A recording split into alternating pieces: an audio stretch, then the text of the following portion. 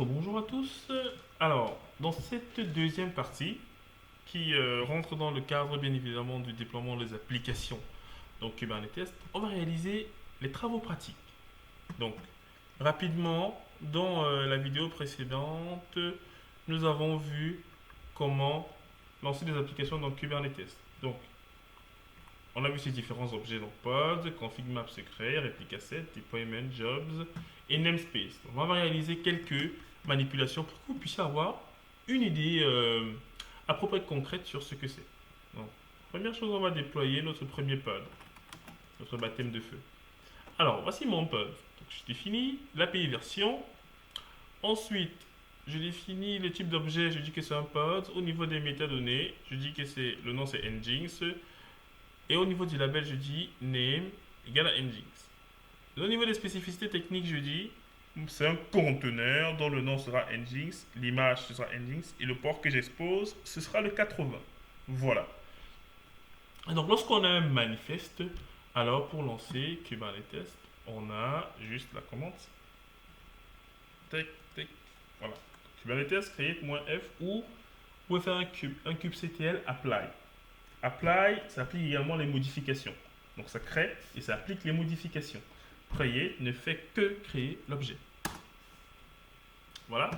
Maintenant, si je vais afficher kubectl get pods, donc j'ai bien mon pod qui est en cours de création et lorsqu'il est sur creating, généralement, il peut être en train de récupérer l'image. Mais comment est-ce que je fais pour me rassurer de ce qu'il est en train de faire? J'utilise la commande describe. Donc describe pod et il faut que je donne le nom. Rappelez-vous la syntaxe. La syntaxe c'est kubectl, action, type d'objet et nom de l'objet. Donc je fais un describe. Effectivement, je regarde ce qu'il a fait. Déjà, je vois les caractéristiques. Ok, j'ai l'adresse IP du conteneur qui tourne derrière cela. Ok, ça a été déployé sur un mini-cube dont l'adresse est ceci. Ok, il a récupéré, il a assigné au nœud. Donc, il a assigné mon déploiement à ce nœud-ci. Ok, il a récupéré l'image Nginx. Il a bien récupéré l'image de Nginx. Il a créé le conteneur et il a starté. Ok, ben, très bien dans ce cas.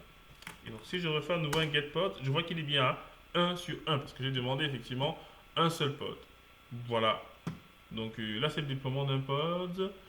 Je peux décider de l'exposer à l'extérieur. Pour ça, je fais du port forward. Alors, ce port forward, qu'est-ce qu'il fait? Je demande kubectl, s'il te plaît, forward-moi le port 80, le port 88 de la machine locale sur le port 80 du pod Nginx. Et on sait bien ce qui tourne sur le port Nginx, c'est un conteneur Nginx. Et donc je peux spécifier pour lui demander d'écouter sur toutes les interfaces. Parce que si je ne mets pas ça, regardez, il écoute sur le 127. Or, moi, je vais y accéder depuis l'extérieur. Donc, je vais lui demander d'écouter sur toutes les interfaces. Hop là. Voilà. Et là, il écoute partout, effectivement. Et donc, si je vais sur mon navigateur, tac, 146.146.2.888. Et du coup, j'ai bien accès à mon Nginx, à mon pod Nginx. Donc, c'est bien. Je peux du coup couper mon tunnel. Donc, ça, c'est la notion de pod. Là, je viens d'en déployer un.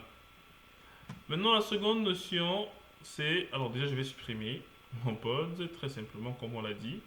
Il suffit juste de faire un kubectl delete-f. Ensuite, donc le nom du fichier que vous avez utilisé pour la création. Et là, il part. Donc, il est vraiment conseillé d'utiliser exclusivement les fichiers YAML manifestes. Pourquoi? Parce que ça vous permet en fait d'avoir une trace de ce que vous avez réalisé, de pouvoir le refaire quand vous le souhaitez. Imaginez si je n'avais pas les fichiers là, il aurait fallu qu'à chaque fois je me rappelle de toutes les commandes à entrer manuellement pour créer des portes, ce qui n'est pas pratique. Ça va encore quand vous travaillez seul. Mais quand vous êtes dans une équipe de 10-15 personnes, il faut vraiment qu'ils puissent savoir ce que vous avez fait, quitte à corriger le déploiement que vous aviez fait en fait. Et pour cela, il faut que vous utilisiez des manifestes comme cela que vous pouvez centraliser, dans mon cas, par exemple, sur GitHub, et ainsi mettre en place des applications qui vont directement les exploiter. Donc des outils de CDCI, intégration continue, et déploiement continu. Alors, prochaine étape, on va créer des config maps. Rappelez-vous, les config maps, c'était les objets qui nous permettaient de variabiliser notre déploiement. Dans ce cas, si je veux surcharger mon site web, je veux surcharger mon site web en modifiant le index.html. Donc, j'ai ce répertoire, c'est qui contient mes éléments de customisation. Donc, si je regarde, comment est-ce que je vais le customiser? Déjà, je vais créer mon config map. Donc, pour créer mon config map, je vais juste faire ce qu'il y a dans les slides, c'est-à-dire kubectl, action créer, type d'objet config map, ensuite le nom de l'objet que je vais créer, nginxconf, et je lui dis qu'il va se baser, qu'il va ingurgiter les fichiers qui sont dans le répertoire nginxconf. Là, c'est fait. Mais imaginons que je souhaite maintenant voir le contenu. Describe,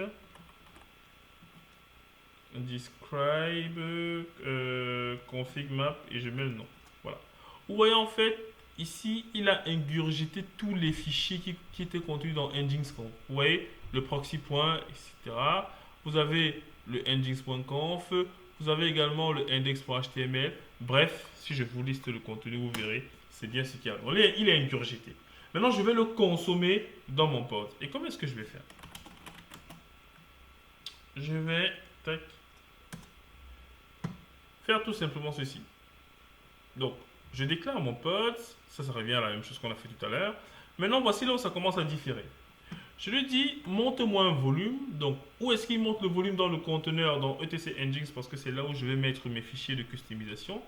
Je lui dis qu'il les monte en read-only. Et je lui dis que le volume en question qu'il appelle nginxconf. Maintenant, il faut bien que je définis ce que j'entends par ce nginxconf. Je lui dis, nginxconf, je le mets dans ma section volume.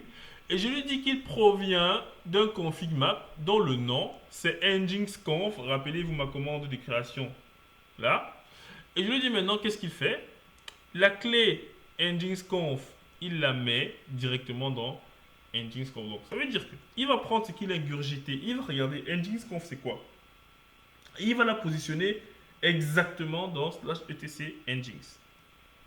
À la seule différence du dernier, où je lui demande explicitement de prendre le index.html qu'il avait et de le mettre plutôt dans etc nginx html index.html. C'est la seule spécificité. Ainsi, je customise le déploiement de mon application. Si je reviens sur la description du config, vous verrez qu'en fait, c'est ça qu'on appelle les clés. Voilà une clé ici, mime.type, voilà une clé ici, index.html. Donc je lui dis, prends ce contenu, tu le mets là, là, là, là. Voilà. Si je ne précise pas, il met tout cela à la racine du répertoire monté. Donc si je vais créer et voir le résultat, il me suffit juste d'apply, bien évidemment, ce qui va bien. Donc de faire ça. Bim. Voilà. Tac, tac. Donc là, j'ai créé mon pod. GetPods, il est en train de créer. Très bien, c'est lancé. Et de la même façon, je vais exposer avec mon port forward pour y accéder. Et très bien, donc là, je suis bien sur le site web. Alors, je ne suis pas très bien développeur, donc vous m'excuserez du fait que je vous affiche une page comme ça. Mais bon, l'objectif, c'est de voir que mon déploiement a été customisé et pour moi, c'est le plus important. Donc, ça, c'est le notion de config map. Ça me permet de variabiliser, de customiser mon déploiement à ma guise. J'aurais pu passer en fait en paramètre des variables d'environnement. Bon, moi, j'ai préféré des fichiers pour customiser. C'est vrai que ce n'est pas le meilleur cas d'usage, mais ça en est un. Alors, prochaine notion, c'est la notion de déploiement. Donc là, on va créer un déploiement. Et je vais vous faire voir déjà le déploiement que je vais mettre en place. Voilà.